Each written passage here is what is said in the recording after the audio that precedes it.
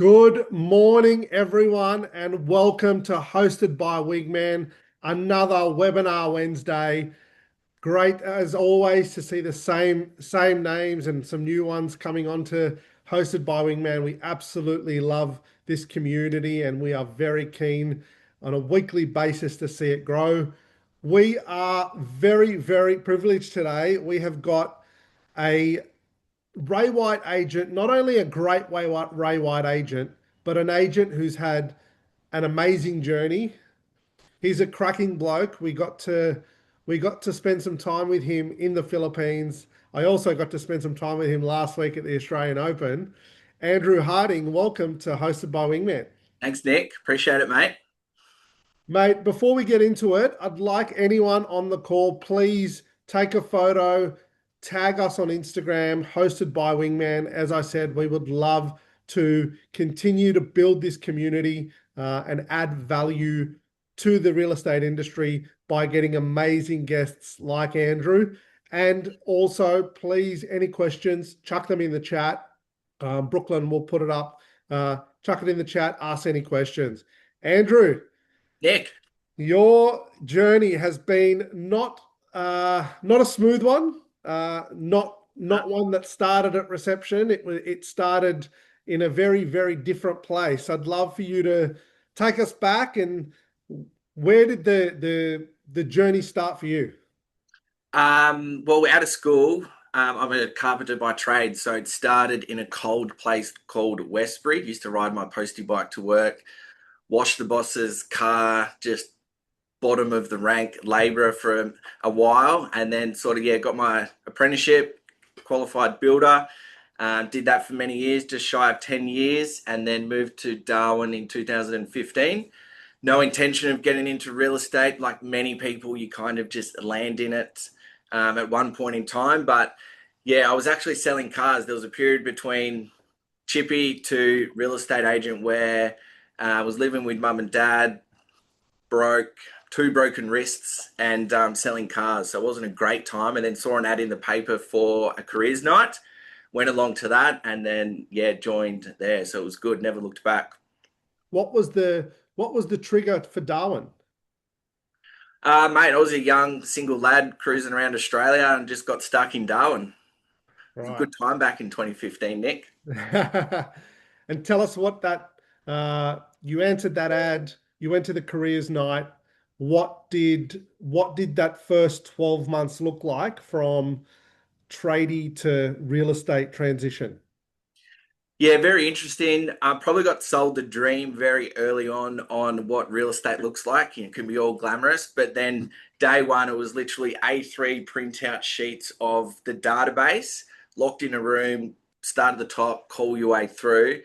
I thought I was a superstar day one because I rang the first person they wanted an appraisal, and that house is still never sold. So, and then it was like 1,000 no's after that. So, yeah, very much a reality check, starting at the bottom and then working up. But when I first joined, I was very lucky. I went straight into an EBU, like a team of five. So I learned that that was my role, that was the admin role, and my job was just lead generation, mate.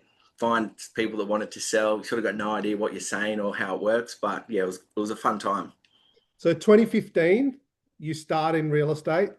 2017, mate. I Oh, was sorry, a couple of years in Darwin before I started. Yeah, so 2017. So fast forward, give or take around 10 years now. Uh, it did 6 years with my first where I first worked. That was great. I was in an EBU for a couple of years, then went out on my own for sort of 8 months, and then from there just have evolved the team with admin assistants, buyers agents, big teams, smaller teams, trying to work it out. But yeah, we're coming up 2017, 9 years now, and I think we've finally worked it out. So it'll take some time.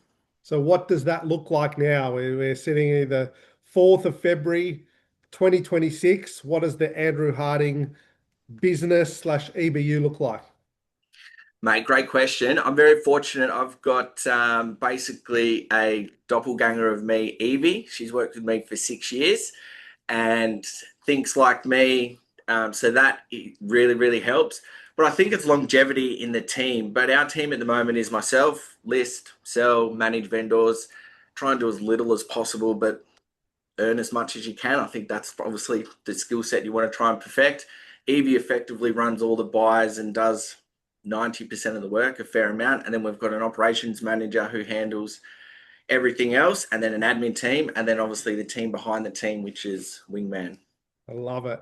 I want to ask you about Evie. Let's dive in a little bit there because I think that's a very prevalent thing at the moment in the real estate sector, whether it be a director, whether it be a high performing agent. The longevity of team members, the journey from starting in a business to standing alongside you for 6 years. And as you touched on, 90% of the work, a lot of the sort of the engine behind the flash that you put on. What are some of the things that you've learnt during that journey with Evie specifically, as you touched on, like a doppelganger of you who knows how Mm. you think, knows how you like things done? What's that journey been like? Yeah, great question. Yeah, Alexander Phillips says it really well. Like longevity in the team, you get to know each other, what works, what doesn't, what their skill sets are, what yours are. But it evolved naturally from needing somebody to help with admin. And then it's like now we've got some more listings, you need somebody to do the buy work. And then now we're selling more properties at a higher price point. They need renovations done. So it's all of that. And you're just bringing people in to help with that. But Evie's role is effectively like, I'll list them, she'll sell them to a degree. So having somebody there, like we both work the same. We're both on every listing. She'll lead some, I'll lead some, and it just works really well. We're different skill sets. So having somebody longevity in the team to then complement your vendors and the buyers works really well.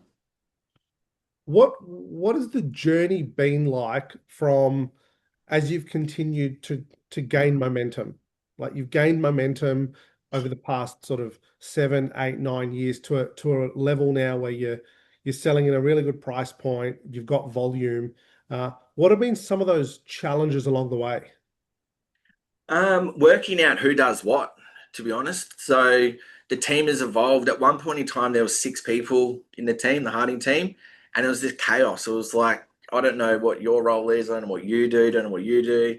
You know, working with Panos over the years as well, trying to work out who does what, but having very clear, now it's broken down into before it's on the market, when it's online, and then when it goes under contract. And we just work it like that. It's very simple and setting very clear expectations with our um, vendors, Nick. So obviously we'll prospect, we're Evie will prospect, we'll list it, and then we basically sort of set up the campaign. Sue's our operations manager will come into the process, introduce her to our clients and say, look, Sue's is your point of contact to coordinate works, styling, getting the property ready, painting, everything that we need. And then basically, I will come back in when the property's on realestate.com. Like, I don't really get involved in the marketing. We've got Suze, and then we've got an amazing admin team. And then that team has got Wingman. So it goes through the vendor, Suze, our admin team, 3 people. And then I sort of proof it when it's online. When it's online, I step back in, we'll speak with the clients, and then when it goes under contract, we sort of hand that back to our operations team. One of the things that I notice about um, high performing real estate agents and directors is the level of service that they are providing for their client is always at the forefront. And as you continue to scale, that becomes more and more difficult because of Yep. just the sheer volume. What have been some of the things that you've implemented or some of the nuances to your specific business that have drawn a line in the sand for you for that service offering? Because I would imagine in a marketplace like Darwin, it would be less saturated than, let's say, a Sydney or a Melbourne. So your service levels you have to set yourself apart. What have been some of the things that you've implemented to maintain that level of service? Yeah, great question. I think it's realizing we're actually not that important as what we think we are, and we don't need to be across every aspect. So I think our service has lifted because I've put trust into the other team members to handle a certain section of that process, right? So trying to list it and then control the process and get involved when it goes online, like that's just not my skill set. So trying to provide a high level service there from me actually probably takes away from the service because there's other people in the team that are just significantly better than that. So, like, I think it's getting people who are great at their skill set to do a section of it. And then we come in and we do our bit, and then somebody else does the other bit. But then the service is top notch the whole way through. And it's just set the expectation, Nick, with the clients to say, hey, look, this is your point of contact. They're highly skilled at that. Like they're still getting an amazing service. Then we do our bit, we come in, we sell it, that looks good. And then when it goes under contract, there's a team that do their part as well. So everybody's got to stay in their lane. Is that something that you have instilled in all of your people? Like when you're in the living room and someone's talking about marketing or someone's talking about the preparation of the home that you've just listed, are you quite forward with the fact that like there are other people in my team that are more qualified to actually advise you on this or to run this process through? Yeah, 100%. We sort of joke and say, right, I'm not going to chat with you until we see the property on realestate.com, and then Suze takes over. And most of the time that happens. So, but we would introduce our admin team. We speak about Wingman, speak about their role, what they do. So we just set the expectation of who's doing what. Yeah. Love it. Guys, there's no questions in the chat. I'd love everyone to throw some questions. As I said, Andrew's dominating a very difficult marketplace in Darwin, and we would love any questions from you guys. I want to talk about the three buckets that you mentioned because I think that's one of the words that comes to mind when you talk about segregating those tasks is Yep. clarity.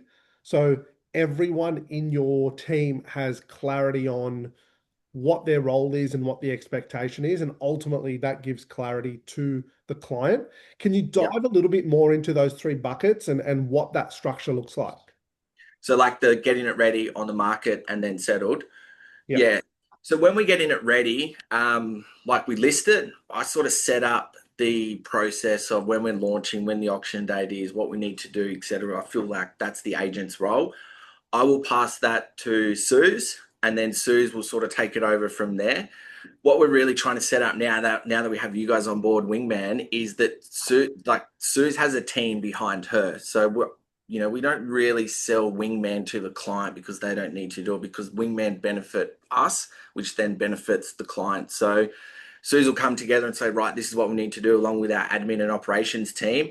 They put it all in. We use Monday.com. I'm sure many of you know that, but an amazing process to just track all of your listings. I don't look after it. The girls call it the colourful board, so it just happens. But then they have a team. So then Wingman do anything that's an admin process that happens more than once. We try and get Wingman to do it. And that's the easiest way to look at it. And there's 1,000 steps that happen more than once through every campaign. Do you have that same philosophy in other parts of the business? So, for example, in property management or in accounts, like do you segregate it to that extent and then allocate the best people for those roles? Yeah, 100%. Yeah, I think somebody has a skill set. So I think there's yes, is the short answer, is what we try to do. Anything really that happens more than once that's not client facing, we try and set up a process behind the scenes, Okay. which is effectively Wingman. So has that build out of process and clarity to each individual team member? There's a question here from Sean about how do you develop your ability to recruit? Has that been a recruitment tool for you in when you're out in the marketplace, actually going to a potential recruit or a potential candidate and saying, "This is the role, this is what you have to do, this is what we can take off your plate"? Yeah, it's worked. There's a couple of people sitting in the other office there that we said this is what we'll handle, and they go, "What, you do this, you do that." I'm sure there might be a few laughs coming up. Andrew's team is in the boardroom, actually having him on the big screen instead of all looking into his office. So he's got the whole crew plus a whole bunch of people in Darwin. Hello to everyone who's dialed in from Darwin. But mate, it's just about obviously we want to do more, which is sales, volume, earn more, but then do less work. Like that's sort of the motto I sort of think in my head. It's like how do we do more and do less? Earn more, do less, which is just getting a lot of the tasks delegated to the correct people.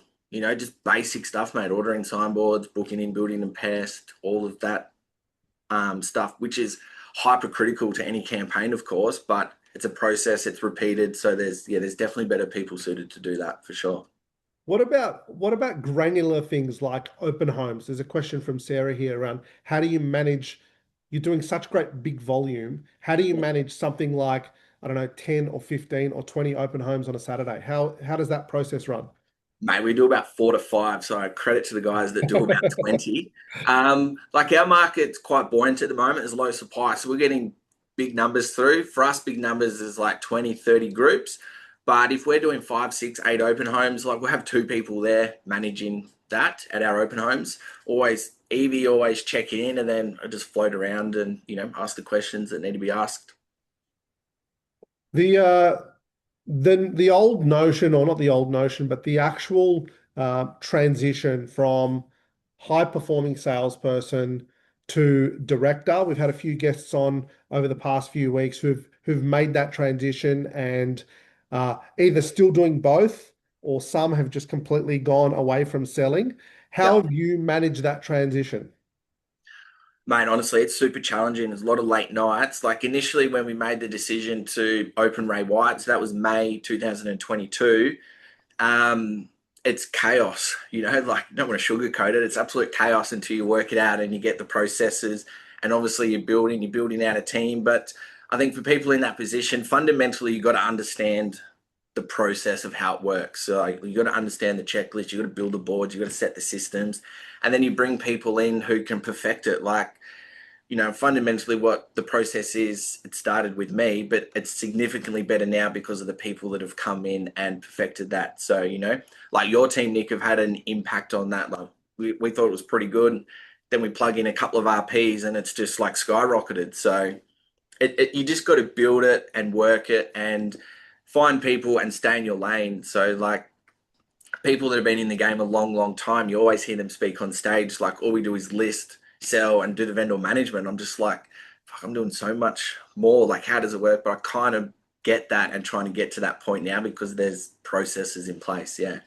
So do you feel like because you've got the processes in place, it's easier to recruit? So that's the first part of the question.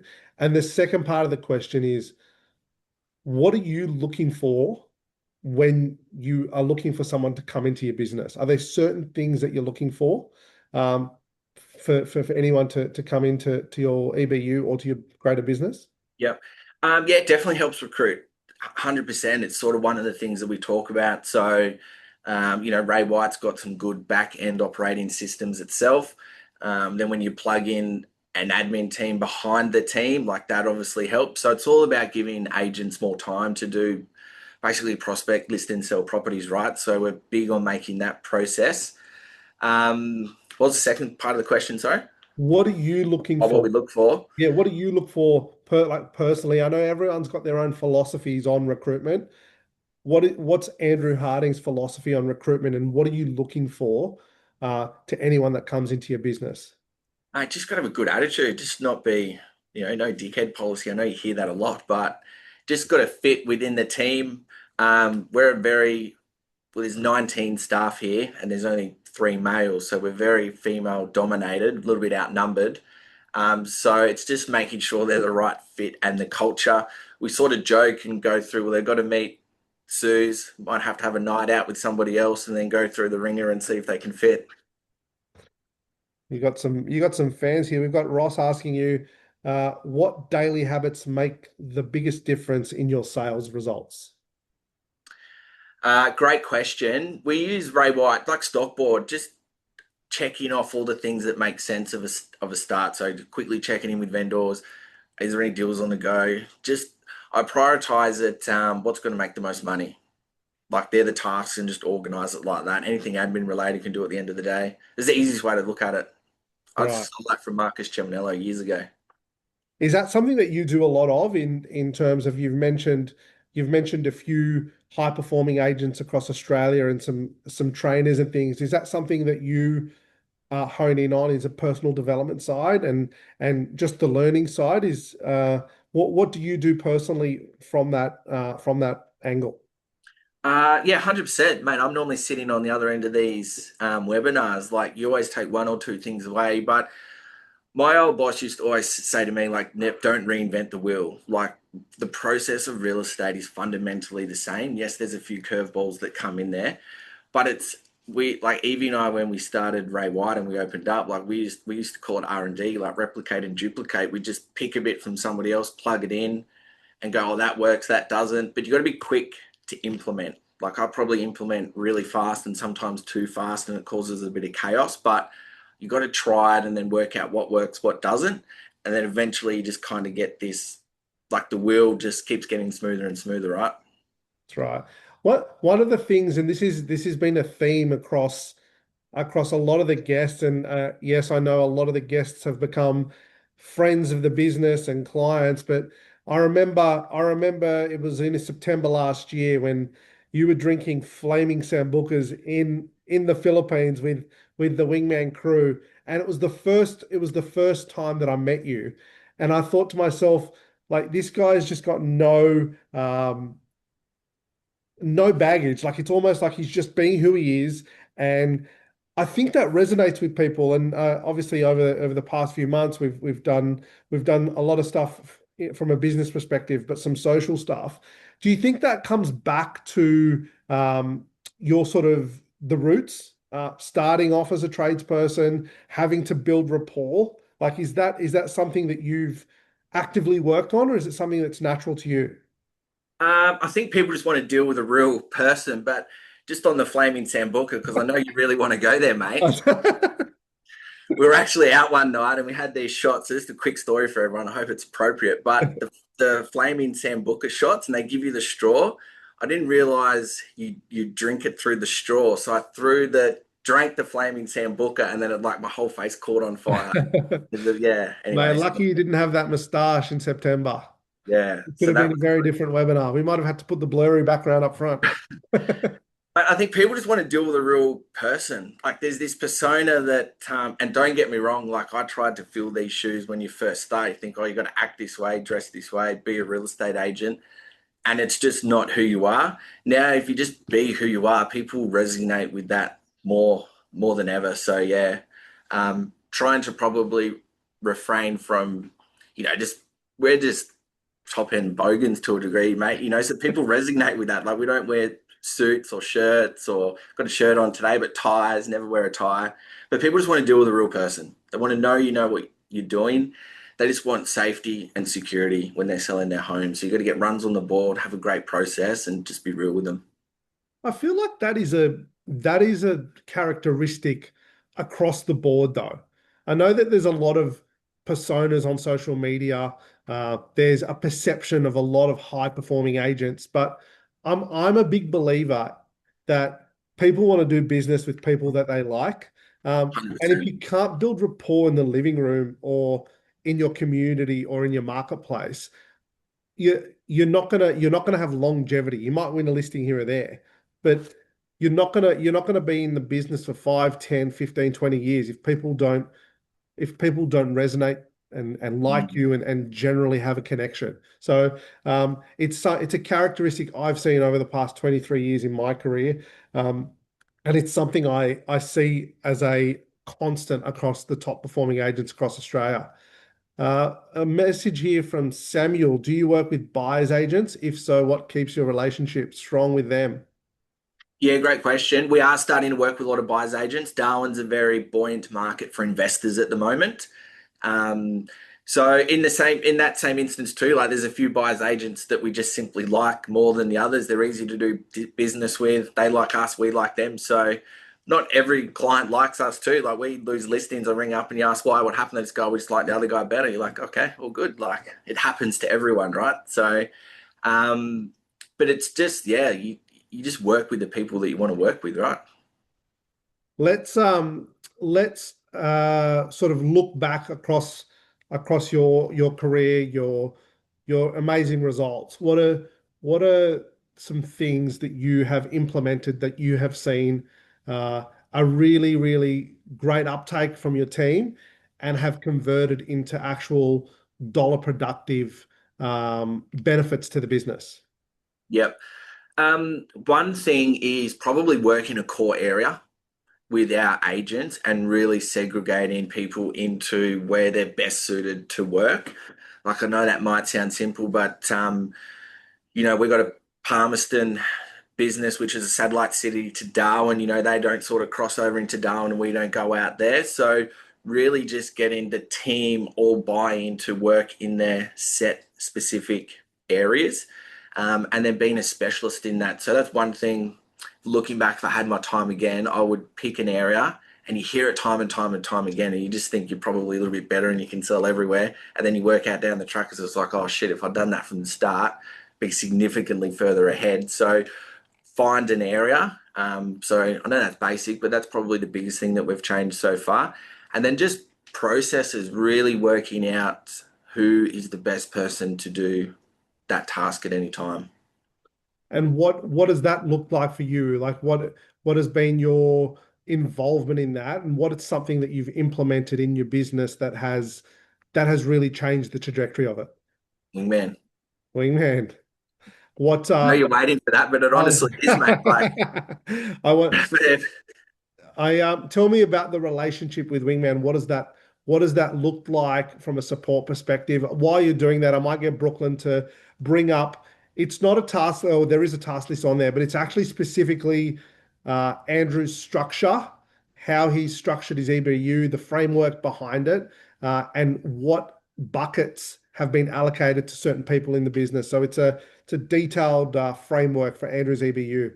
What does the support look like with you, Andrew? well, let's rip it back to the start because I think that's important. It's hard work at the start to set it up with an RP where you're only communicating by Zoom and email. So like I'm not going to take credit away from the team because I probably had the least involvement in actually bringing it together. But when it does work and it works, like we've now got four RPs. It's like I don't really know how it happens. I think someone we just call you, Nick, and say, "Hey, we need somebody else," and then a couple of weeks time they're starting. But like there's a process, and we interview and we meet with them, but yeah, delegating everything that happens more than once from an admin perspective is effectively how we look at it. Super simple. Like try and keep things as simple as we can. So, but when they're set up and they're running, like the admin team in the office, like they've got their own sort of assistants and team as well. So yeah, it works really really well. There's a really, really good question here from Lockie. I'm not sure where Lockie's based, but he's asked when you're on that scale journey, if you're an agent writing 600,000, what would be some things that you would implement to get you to $1 million? I do know Lockie from Taz, so g'day, Oh, mate. there you go. Hello, Lockie. Mate, you just got to put the hours in, and I think it's putting on somebody to help and assist with all the non-dollar productive tasks. So back in the day, you'd have like a traditional, you have an EA sitting next to you or a PA.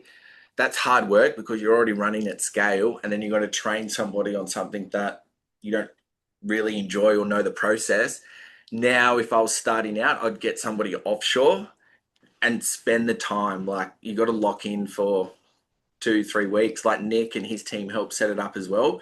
But then when they know what to do, they're very task driven. And when I say they, I mean the RPs in the Philippines through Wingman. They're just significantly better at that than us anyway, right? So yeah, it'd be hiring somebody to take all care of all the stuff that doesn't make money. Very good. I hope that's answered the question for you, Lockie. And hello from Taz. A few more questions here. When offers arise, are you handling all of the communication and reporting back to the vendor? Uh, Great question. Yes, to a degree. Evie is mostly speaking with the buyers. So the way it works is we'll do our open homes. We'll come back to the office on a Saturday. I'll call some buyers. Evie will call the majority. She'll sort of nurture those buyers till they're a point where they're ready to make an offer. We do a lot of auctions, so it's just collecting bidders. But if we get an offer, if Evie's got a better relationship, she'll negotiate. Sometimes she'll come through to me and be like, hey, this is it. And then I can sort of put the push on and squeeze a bit more.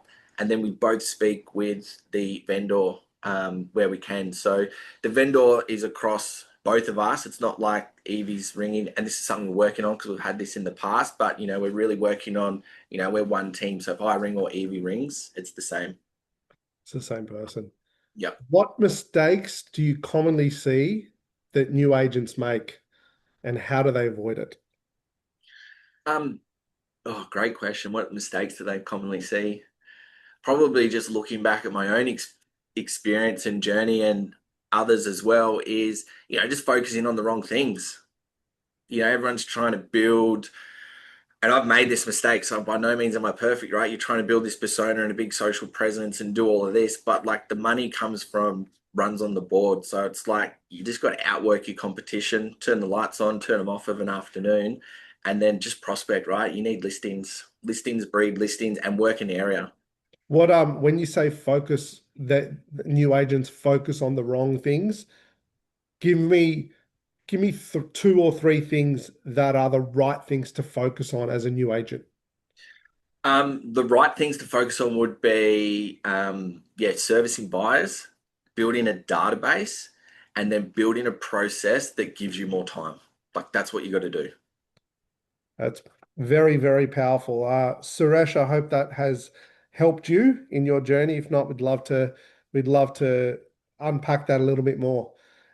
Andrew, thank you so much for your time. I'm gonna reiterate what my three big takeaways were, and I have written them down here, but one of them I haven't got the second word. I'm gonna ask you. You said replicate, and what was the second word? Duplicate. Replicate and duplicate. Okay.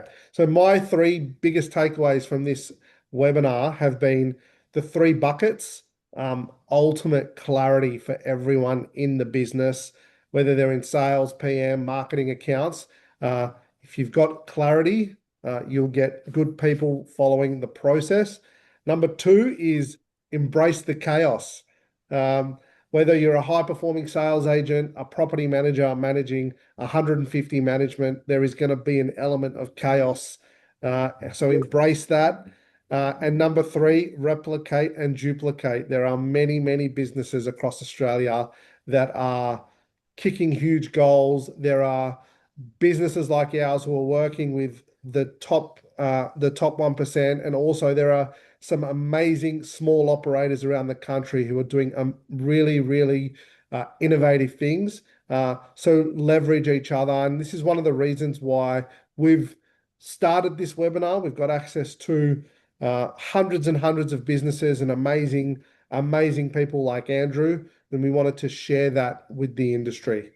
Guys, we are all done for another week of Hosted by Wingman. Andrew, thank you so much. If anyone's ever up in Darwin, please reach out to him. I'm sure he would love to have you. And Happy guys, thank 50,000 you so much sandwiches. for coming in. Andrew, any last words? Yeah, thanks, Nick. Your team's amazing. So if you guys aren't on Wingman, jump on it. Embracing the chaos, they just will sort it out. That's what they're there for. I love it. Love it. Guys, have a great week, and we will see you next week on Hosted by Wingman. Andrew, always a pleasure. Thanks, mate. See you.